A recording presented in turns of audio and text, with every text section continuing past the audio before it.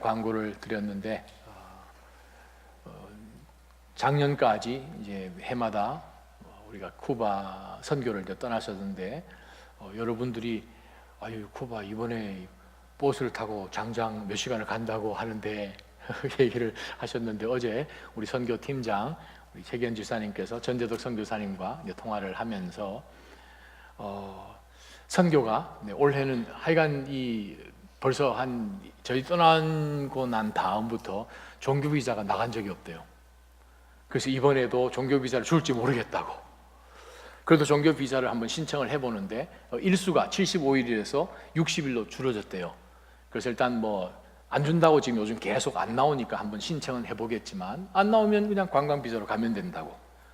저희가 사실 그 버스를 타고 내려가는 그 거리가 상당해서 여쭤봤더니 선교사님 하신 말씀, 내가 수백 번 쿠바를 다니면서 선교 사역을 지난 27년 동안 해왔는데 이런 버스 저도 안 타봤어요.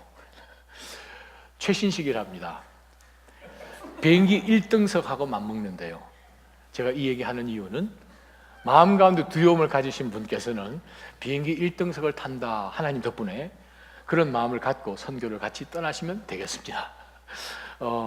이미 종교 비자가 나가지 않고 이미 저희들이 가는 상황들을 정부에서 다 알고 경찰 100차를 보내서 막고 하는 것이 저희가 이미 지난 작년에 갔을 때 본 것 우리가 보면서 선교가 점점 사단의 아포지션이 점점 커지고 있구나라는 것도 생각을 해보면서 다시 한번 여러분의 기도를 부탁드립니다. 기도하시면서 지금 여러분들이 이제 자원하셨고 이번 주일부터 첫 이제 미팅을 해서 저희가 조금씩 준비를 이제 해 나가야 하는데 마음 가운데 갈까 말까 하시는 분은 하나님의 뜻은 분명합니다. 가시면 됩니다. 가셔서 그 기회가 올해밖에 없다고 생각을 하셔야 됩니다. 내일 일은 어떻게 해요? 난 몰라요. 하루하루 막 살아요. 그렇게 사시면 됩니다. 그래서 기도하시면서 우리가 몸을 던져서 하나님 앞에 나가시면 좋겠습니다. 오래전에 Reader's Digest에 이러한 그 아티클이 나왔습니다. 구인 광고가 나온 거예요. 사람을 찾는다는 그 구인 광고를 보니까 교육 정도 상관없습니다. 경력 필요 없습니다. 자격 요건 드러내지 않아도 눈치챌 수 있고 어떤 필요를 가지고 있는지를 알아내며 기대하는 것 없이 무조건 사랑해 줄 수 있고 늘 격려해 줄 수 있는 산소 같은 사람을 찾습니다. 아청꾼은 지원하지 마세요 라는 구인 광고가 났어요. 사람을 찾는데 내가 표현하지 않아도 내가 무엇이 필요한지를 눈치를 채고 내가 뭘 줬으니 이 사람도 나한테 뭘 주겠지라는 어떠한 기대감 없이 조건 없이 그냥 사랑해 주는, 정말 고난 가운데 있을 때에 나를 위로해주고 격려해주는 산소 같은 사람 찾습니다. 어떻게 이런 분 여러분 주변의 친구 가운데 있다면 여러분은 복된 사람이에요. 없다면 회개해야겠죠. 우리가 그러한 사람이 또 되어야 되는 것이고. 저와 여러분이 사는 세상은 참 사막 같아요. 참 외로울 때가 특히 미국에서 살면서 더 있는 것 같아요. 한국 같으면 아파트 사니까 최소한 한 달에 한 번씩 모이는 반상이라도 있지, 동창회라도 있지. 여기 멀리 떨어져 나오니까 정말 다람쥐 쳇바퀴 도는 것처럼 주변 둘러봐도 사실 우리 마음을 썩 터놓고 얘기할 만한 사람이 없다라는 그런 생각을 근데 우리가 할 때가 참 많지요. 예전에 미국의 유명한 여배우가 죽기 전에 이런 말을 한 적이 있습니다. We live by encouragement and die without it. Slowly, sadly, and angrily. 와우. 우리는 사람 격려 먹고 사는 거예요. encourage 해주는 것, 그것 가지고 우리가 힘을 얻지만 그것이 없을 때는 우리가 천천히 서서히 슬픔 가운데서 속에서는 화가 나면서 죽어가는 거예요. 저는 한번 오늘 본문 말씀을 묵상하면서 우리 교회에 사역을 산소 사역 이런 거 하나 있으면 좋겠어요. 산소 사역, 산소통을 메고 다니시든지 어떻게 하든지 하여간 만날 때에 그냥 세상이 줄 수 없는 그 시원한 refreshment 하는 그러한 것을 인하여서 그 사람이 그냥 다시 한번 훅 올라가는 그러한 사역 같은 그러한 사역이 참 있으면 얼마나 좋을까라는 생각을 해봅니다. 오늘 저와 여러분이 본 디모데 후서 말씀을 보게 되면 산소 같은 사람이 한 사람 등장합니다. 먼저 우리가 본문 말씀을 들여다보기 전에 지금 현재 바울의 상황을 한번 깨달아 볼 필요가 있습니다. 디모데후서는 바울이 마지막 유언처럼 쓴 이제 죽기 몇 달 전에 쓴 마지막 서신서지요. 어디서 썼는가? 물론 감옥소에서 썼지요. 근데 보통 감옥이 아닌 거예요. 우리가 생각하는 그런 감옥이 아닌 거예요. 지금도 로마에 가게 되면 옛날 원로원 건물 바로 맞은편에 머멜티움, 라틴어로 메멀틴, 그 감옥이 지금도 현존하고 있습니다. 전승적으로 바울이 갇혔던 바로 그 아직 동굴이 남아 있습니다. 그 메멀튼 그 감옥에 들어가면 어떻게 생겼나 하면 거기에 갇히면 일단 자기 힘으로는 빠져나올 수가 없어요. 왜냐하면 지붕에 구멍이 뚫려서 그 구멍을 통하여서 위에서 사다리를 내려주든 밧줄을 내려주든 해서 밑에 있는 죄수가 그걸 잡고 올라가야만 바깥으로 나갈 수가 있는 창문도 하나도 없는 위생 상태라는 것은 아예 존재하지를 않고 그냥 바닥이 돌바닥이어서 아무것도 없는 가운데서 그냥 그 추운 바닥에 웅크리고 그냥 정말 그 냄새며 그 모든 상황이 정말 관광을 가도 들어가고 싶지 않을 그러한 상태 속에 사실 바울 사도는 있었어요. 그래서 우리가 디모데 후서를 보게 되면 바울 사도가 혼자 그 갇혀 있는 정말 외로운 아무도 곁에 없는 보면 그냥 죄수들 가운데서 자기도 동일하게 쇠사슬 매여서 정말 공기도 잘 통하지 않는 그러한 곳에 정말 짐승처럼 그냥 버려져서 자기가 모든 사람이 그냥 자기를 잊어버린 가운데서 혹독한 시간을 보내고 있는 상태인 것을 우리가 기억합니다. 디모데후서 4장에 보게 되면 바울 사도가 그곳이 얼마나 열악했는지 바울이 디모데에게 요청하기를 디모데야 내가 가보 집에 두고 온 내 겉옷을 빨리 좀 가지고 오너라. 얼마나 추웠으면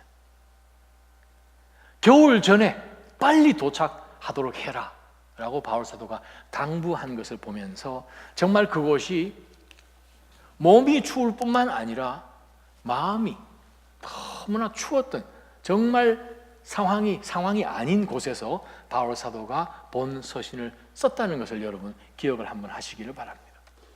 때론 저와 여러분이 physically 버려졌다라는 그러한 마음이 들 때도 있지만 마음적으로도 잊혀졌구나. 모든 사람들이 나를 아예 외면하구나. abandon 되었구나 하는 그러한 생각들이 사실 들 때면 그래요. 옛날 따스했던 그러한 시절들 옆에 주변에 많았던 그러한 친구들 하며 웃으면서 보냈던 그 모든 추억들 그것이 얼마나 많이 생각나겠어요. 바울은 지금 하나님께서 그에게 부탁하신 사역을 지난 수십 년 동안 충성되게 섬겼고 다 섬겼고 이 마지막 시점 가운데서 그가 이제 하나님께서 그의 생명을 취하실 정말 얼마 남지 않은 그 시점에 그가 유언처럼 오늘 본문의 말씀을 전했습니다. 15절 말씀 한번 보십시오. 바울이 이렇게 이야기합니다. 디모데야 너가 알다시피 아시아 지방의 모든 사람이 나를 버렸다. 와, 이 마음 여러분 한번 생각해 보십시오.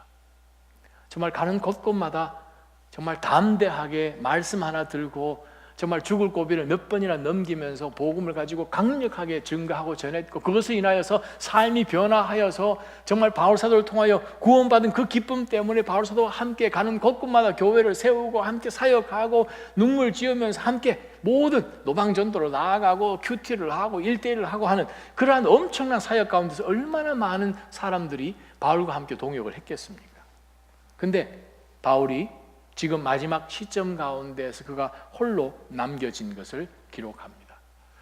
왜 다 바울 사도를 이렇게 버리고 다 떠나버렸을까?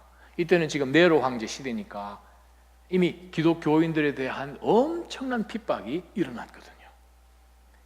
바울 옆에 있다는 것은 이건 찍히는 거죠.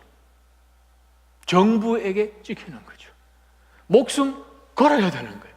손해보는 정도가 아니라 이것은 바울 사도, 그리고 우리 예전에 좋은 시절 많았지만 지금은 좀 상황이 그렇지 않아서 당신 옆에 있을 수가 없다는 거예요.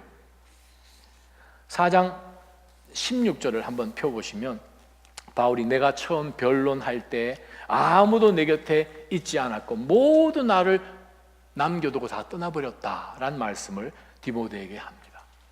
그리고 지금 바울 사도는 원로원 법정 앞에도 서야 되고 로마 카운슬 의회 앞에도 서야 되고 네로 황제 앞에도 그는 서야 하는데 정말 자신을 대신해서, 아니면 바울 사도가 한 그것은 나쁜 일이 아니고 우리 이러이러한 일들로 인해 사실은 이것이 사실입니다라고 변론해 줄 수 있는 동역자들이 옆에 좀 남아 있었으면 좋을 텐데 그들이 이것저것 핑계를 다 대는 가운데서 몸을 사리면서 바울 사도를 내팽개쳐 버린 거예요. 참 힘들었습니다. 배신감이죠. 처음에는 얼마나 그들이 기쁨 가운데서 바울 사도의 사도행전 사역들을 들여다보면 얼마나 많은 사람들이 같이 사역을 했습니까? 근데 보면 시간이 흘러가는 가운데서 복음을 증거하고 증인으로 사는 것보다도 더 중요한 것이 나의 이익이고 나의 생명이고 어떻게 이유를 대서든 간에 진리를 떠나는 그러한 모습을 우리가 바울 사도를 통해서 보지요. 사실 처음에는 몰랐겠죠. 바울 사도도 정말 온 마음을 다 줄 것 같고 뭐라도 할 것 같고 그렇게 다 했지만 시간이 흘러감에 따라서 진짜는 구별되게 됩니다. 진짜 마음을 가지고 정말 같은 하나님 앞에서 같은 영성으로 같은 헌신으로 시작을 하지만 시간이 쭉 흘러감에 따라서 멀리 영원한 것을 보는 사람과 가까운 데 집착하는 사람도 이제 구별이 되는 거죠. 보니까 자기가 지금 살아야 되겠고 자기의 이익을 챙겨야 되겠고 바울과 어소시에이트 한다는 그것은, 바울을 면회 간다는 것은 나 어디 사는 누구요? 방명록에 적어서 어떤 해가 나한테 입혀질지도 생각을 해볼 때 모든 사람들이 바울을 버리고 이 엄청난 장소 가운데 홀로 내버려진 것 같은 그 바울 다 내팽겨치고 혼자 남은 거예요. 그러면서 바울 사도가 부겔로와 흐모게네라는 사람 이름을 이야기를 합니다. 이 구절밖에 없으니 이 사람들이 누군지는 모르겠지만 바울 마음 가운데는 참 힘들었던 사람인가 봐요. 뭐 배신감을 느꼈는지 모르겠지만, 그리고 우리 때로 우리가 정말 친하게 지내고 정말 모든 걸 다 쉐어하고 속에 있는 이야기 다 하고 같이 짐을 지고 하는 가운데서 정말 동지처럼 형제처럼 자매처럼 이렇게 나왔는데 어느 한순간 지나면서 조금씩 다른 이슈들이, 다른 이익들이 보여지는 가운데서 정말 영원한 가치 있는 것보다는 내하고 연결되어 있는 그것에다 집중을 하다 보니까 점점 드리프트가 되죠. 정말 바울 마음 가운데 이 두 사람에 대한 정말 안타까운 마음, 그러한 것이 있었는지 바로 이 혼자 있는 가운데서 부겔로라는 사람과 흐모게네라는 사람이 정말 아주 너무 잔인하게 바울 사도를 아마 버린 것 같습니다. 참 같은 믿음으로 처음부터 끝까지 가기가 쉽지는 않아요. 신학교로 가게 되면 신학교에서 2학기 동안 기독교 교회사를 배웁니다. 아주 이렇게 두꺼운 책을 가지고 지난 2000년의 기독교 교회사를 배우는데 거기에 지난 2000년 동안에 지역이 어떠하든 시대가 어떠하든 인종이 어떠하든 교회 내에서 일어나는, 교회가 시작되면서 쭉 흘러가는 그러한 세대 가운데에서 반복되는 것들이 여러 가지가 있는데, 근데 그 중에 하나가 같이 열정을 가지고 시작을 하고 선교를 나아가고 하는데 그것이 처음부터 끝까지 이어지진 않는 거예요. 저희 교회가 처음 시작할 때부터 제가 몇 번이나 강조한 것이 무엇인가? 교회가 우리 교회뿐만 아니라 지난 2000년 동안의 기독교 교회사에서 나오는 이야기예요. 3년이 가장 고비죠. 1년 반, 3년이 피크예요, 피크. 바울사도의 사역 가운데서 동일합니다. 성경에 나온 말씀이에요. 여일하게 주님을 끝까지 바라보면서 사람을 의지하지 않고 하나님만 바라보면서 그 하나님에게만 집중하면서 나아가는 그것 쉽지 않은 도전입니다, 여러분. 우리 삶 가운데 다시 한번 들여다보면서 나는 정말 어떠한 것을 바라보면서 진리 가운데 서 있는가 하는 그 생각, 그 믿음을 끝까지 붙들며 나아가는 것이 정말 얼마나 중요한지 몰라요. 바울 사도 함께 사역을 했지만 아시아 지방의 모든 사람이 바울 사도를 버리고 부겔로와 허모게네 같은 사람도 정말 있었다라고 바울 사도가 이야기를 하면서 그 마음에 참 어려웠던 것을 잠깐 내용 얘기를 하는 것 같아요. 사단은 절대 교회를 가만히 두지 않습니다. 성도를 절대 가만히 두지 않습니다. 어떠한 말로, 어떠한 거짓말로 말을 만들고 꾸며내고 하는 가운데서 우리의 마음을 흔들어 놔요. 그 순간마다 우리가 기억해야 되는 것은 하나님께서 나를 구속하시기 위해서 예수 그리스도를 통해서 무슨 일을 하셨고 그 구원 때문에 내가 이러한 상황에서 before, 어떠한 상황으로 after 변했는지를 확실히 다시 한번 기억하면서 본 시점으로 돌아가는 바로 그것이 있어야만 다시 한번 우리 신앙이 다시 한번 개정된다는 거예요. 내가 어떠한 은혜 때문에 지금 있고 내가 하나님의 어떤 구속의 역사 때문에 내가 이렇게 찬양할 수 있는 이러한 프리빌리지를 가졌는가, 하나님이 무엇이 아쉬워서 나 같은 사람을 사용하시는가 하는 그것을 우리가 놓쳐버리면 어느 순간에 왜 나를 좀 recognize 안 해주지? 왜 나를 인정해 주지 않으지? 하는 가운데서 자기의 모든 이슈들이 먼저 눈앞에 들어오면 그래요. 오늘 본문에 나온 15절 말씀처럼 자신들의 이슈가 교회와 복음과 예수 그리스도보다 더 중요해진 거예요. 그러면 버리는 거예요. 진리를 버리는 거예요. 바로 오늘 이 말씀을 통해서 바울 사도가 한 사람을 우리에게 소개합니다. 저는 여기 앉아 계신 모든 믿음의 성도들이 바로 이 오네시보로 같은 인생이 되기를 주님의 이름으로 축원합니다. 왜요? 하나님은 이 사람을 통하여서 바울 사도를 위로하였고 교회를 위로하였고 많은 주의 사람들이 다시 한번 믿음으로 일어나게끔 사용한 거룩한 통로였기 때문에 그렇습니다. 바울이 감옥소에 아무도 찾아올 수도 없는 정말 그렇게 잔인하고 그렇게 포악하고 그렇게 열악할 수 없는 마멀티움 그 감옥을 갔다 온 수기들이 구글하면 다 나오거든요. 다들 끔찍하다는 거예요. 어떻게 이런 곳에서 살았냐고. 바울이 있었던 셀입니다라고 입간판도 붙여놓은 게 있어요. 어떻게 이럴 데서 하루라도 살 수 있을까라고 생각할 만큼 정말 끔찍한 곳이에요. 그런 곳에 바울이 있는 가운데서 그 마음 가운데 원망이 쌓이지 않고 하나님이 아름답게 사용하셨으니까 지금까지 감사한 마음 가운데 지난 모든 일들을 생각을 해보니 오네시보로라는 사람 이름이 탁 떠오르는 거예요. 정말 믿음의 동지는 세월이 흘러도 좋은 기억으로 남는 사람이에요.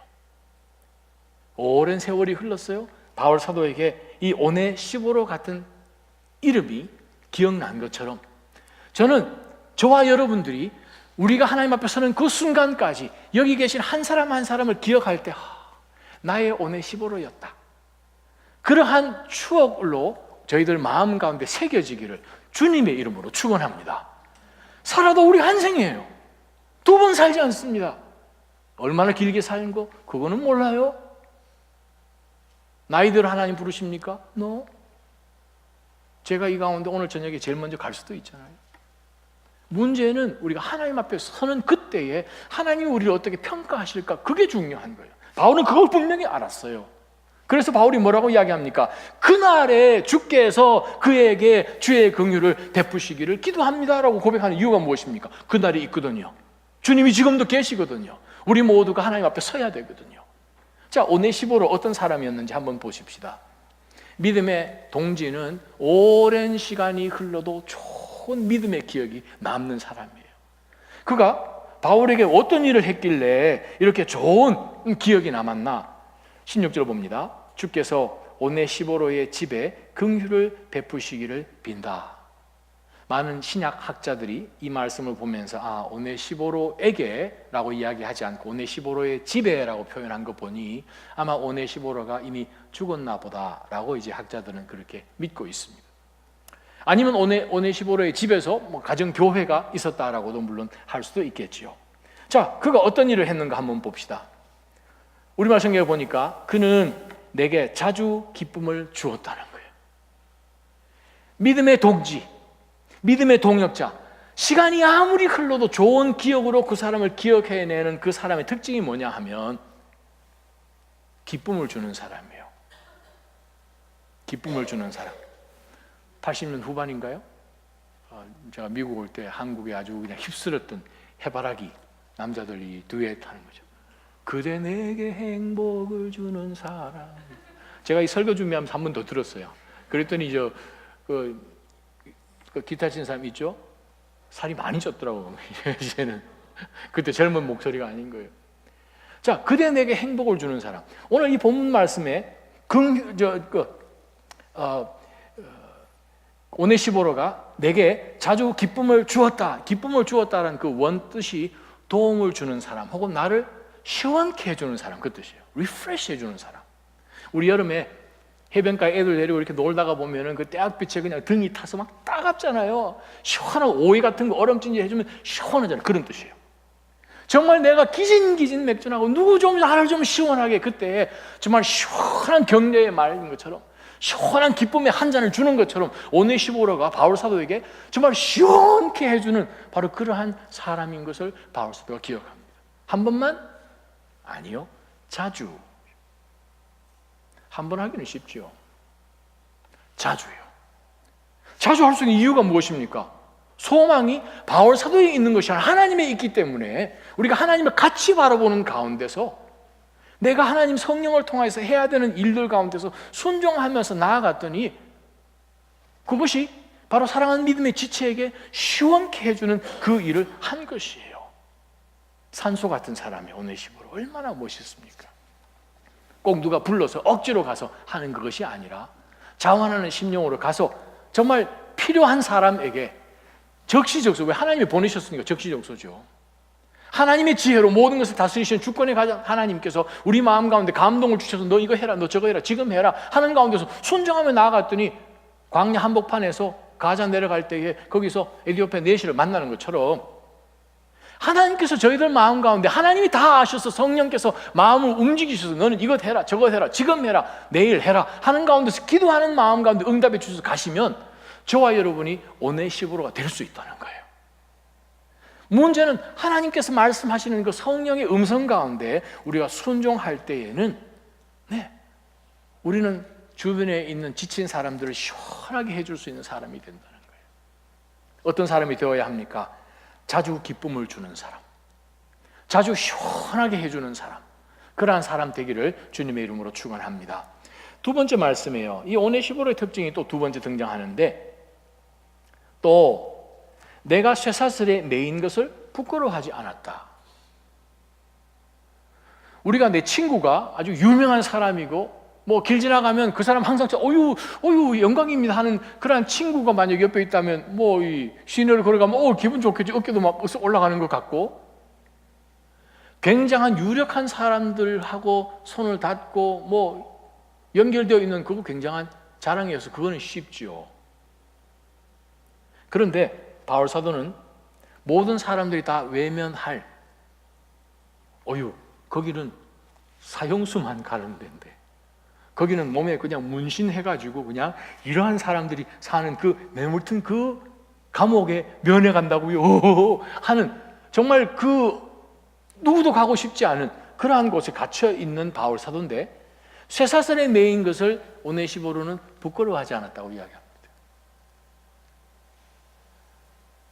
우리가 현세를 살아가면서 여러 가지 사건으로 우리는 같이 어울리는 것을 싫어하는 경우가 있죠. 부담을 갖죠. 좀 거리를 두면서 이 사람하고는 관계를 했으면 좋겠다. 그 사람 무슨 일 했대.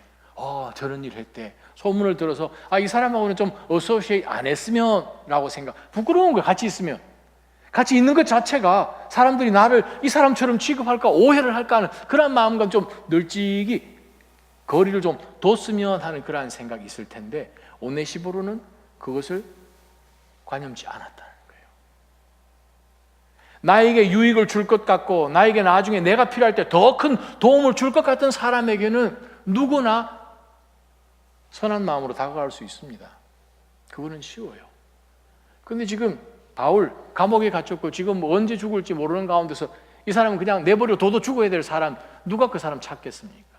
근데 오네시보로는 그러지 않았어요. 왜?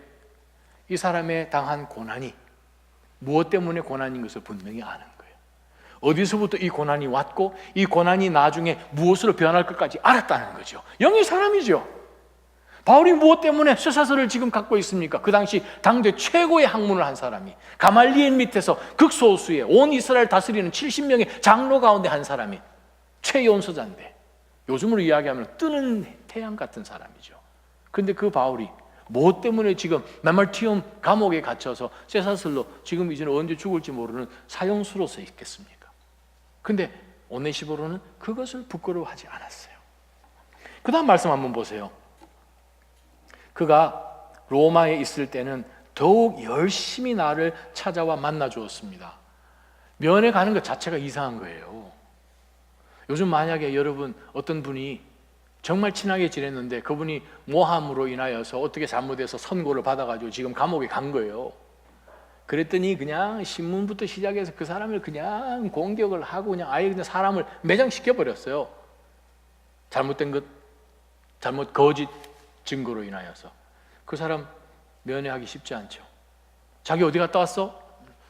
저기 그렇게 얘기할 걸요 아마. 나 그 사람 면회 갔다 왔어 이렇게 얘기하지 않을 거예요. 힘들 거예요. 왜?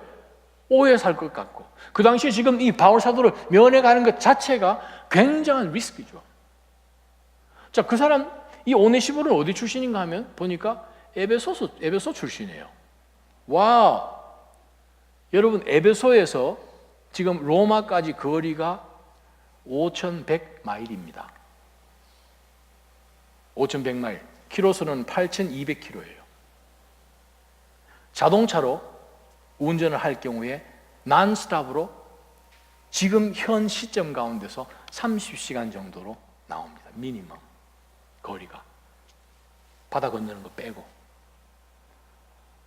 요즘 시간으로 계산을 해도 그렇게 먼 거리를 2000년 전에 걸어서 나귀를 타고 배를 타고 마차를 타고 로마에 내려서 수소문해서 지금 감옥소 찾아간 이 거리는 몇 달 걸렸는지 모르죠.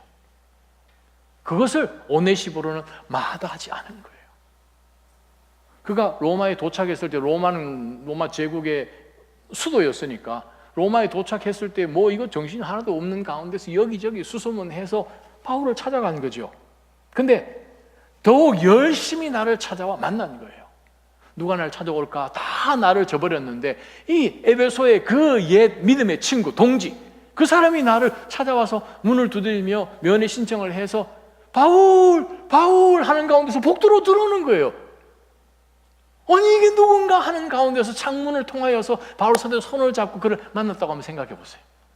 얼마나 그 감동이 굉장히 그 사람 바울에게 밀려왔을까요? 그래서 오늘 저와 여러분에게 성경이 소개하는 것은 산소 같은 사람 오네시보로인 거예요. 더욱 열심히 나를 찾아와 만나 주었다.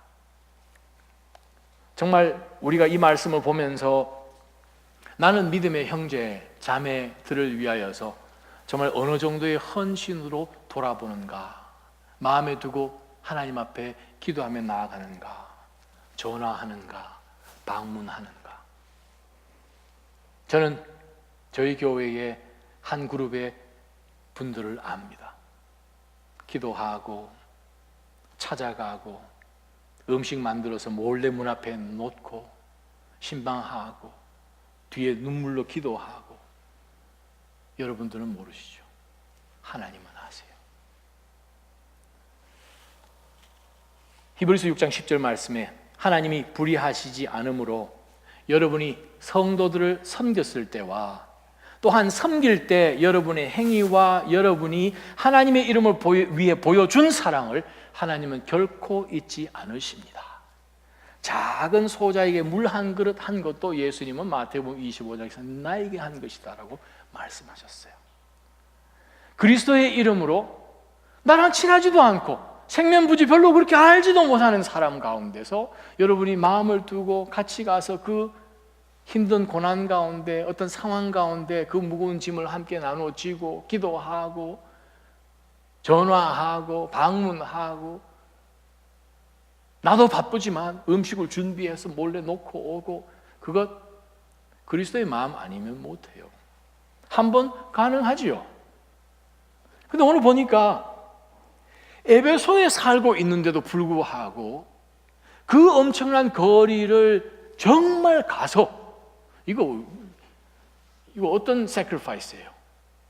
시간과 물질과 자기의 비즈니스나 자기의 장래나 혹은 로마 정부로부터 찢겨서 올 어떠한 그러한 이 불이익을 당하는 것이나 모든 것을 다 감수하고 바울 사도를 만난 거잖아요.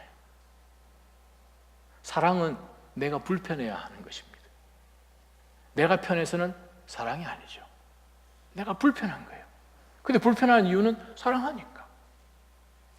하나님께서 불편하게 우리 가운데 이 땅에 오신 것이 성육신입니다.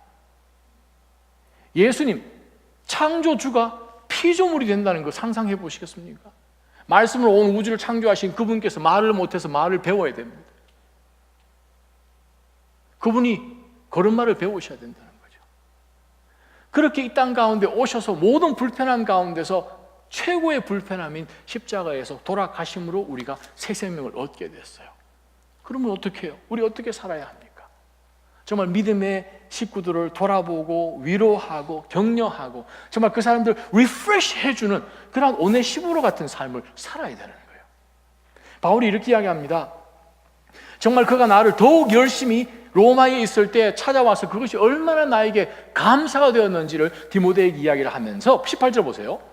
그날에 주께서 그에게 주의 긍휼을 베푸시기를 빕니다. 디모데야, 그대는 오네시모로가 우리가 에베소에서 사역할 때 나를 얼마나 많이 도왔는지 잘 알고 있지. 무슨 뜻입니까? 세월이 이만큼 흘렀는데도 변하지 않았다는 거예요. 저와 여러분의 믿음과 헌신의 열정이 시간이 흘러도 변하지 않고 그것이 더 뜨거워지기를 주님의 이름으로 축원합니다.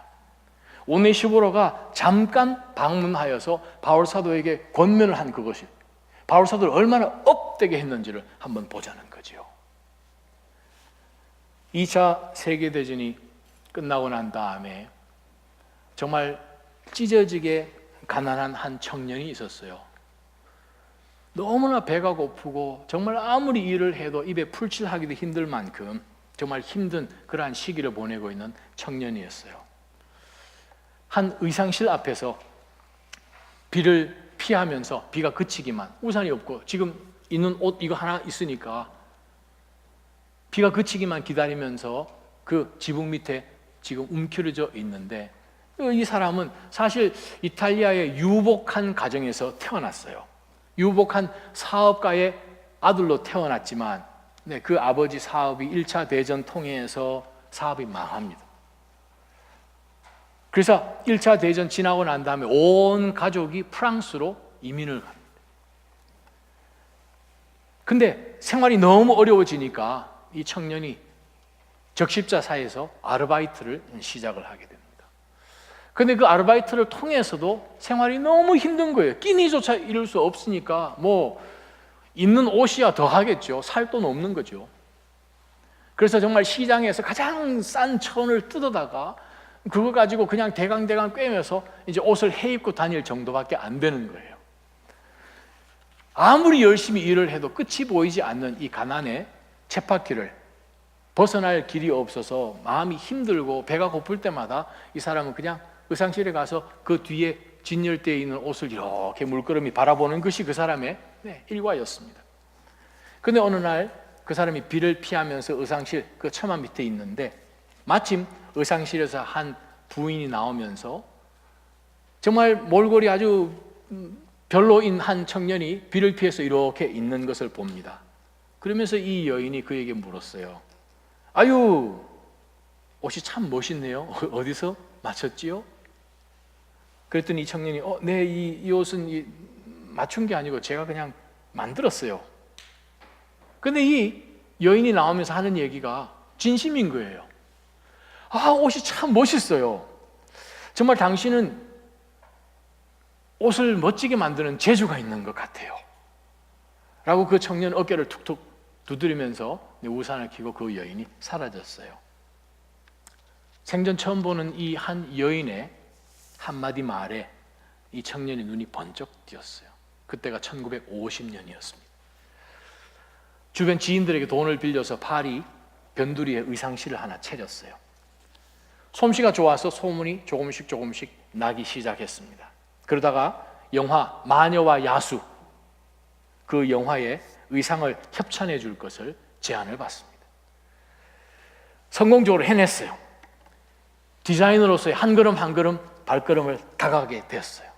마침내 1974년 타임지의 표지에 등장할 만큼 유럽에서 가장 성공한 최고의 디자이너란 찬사를 듣게 되었어요. 그 사람,